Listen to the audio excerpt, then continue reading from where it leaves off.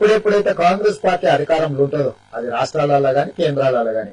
ఇంతకుముందు 100 కోట్ల కుంభకోణాలు ఉండేది, ఇప్పుడు 1000 దాటిపోయి లక్షల కోట్ల కుంభకోణానికి వచ్చింది. కాంగ్రెస్ పార్టీ సాధించిన ఘనత దేశ స్థాయిలో రాష్ట్రాల్లో రాజస్థాన్ తీసుకోండి, ఎన్ని కుంభకోణాలు జరిగినో, ఎక్కడ అధికారం ఉంటే ఆంధ్రప్రదేశ్ తీసుకోండి, లేకపోతే ఎక్కడైనా కాంగ్రెస్ పార్టీ అధికారంలోకి వచ్చిందంటే మీరు మహారాష్ట్ర తీసుకోండి, ఆదర్శ కుంభకోణం కానీ, ఇక్కడ రాజశేఖర రెడ్డి గారిని తీసుకోండి, రాజస్థాన్లో అక్కడున్న పరిస్థితులను తీసుకోండి, ఢిల్లీలో షీలా దీక్షిత్ తీసుకోండి,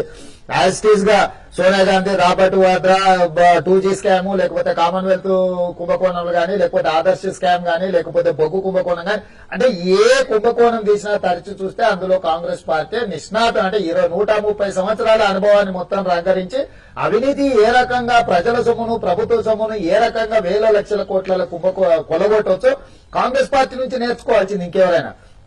అయితే ఈ సందర్భంగా 10 సంవత్సరాల అధికారంలో ఉన్న తర్వాత నిన్న మన అవినీతికి వ్యతిరేకంగా రాహుల్ గాంధీ మాట్లాడుతున్నారు దిగిపోయి ఉండాలి. ఇది చాలా ఆశ్చర్యకరం.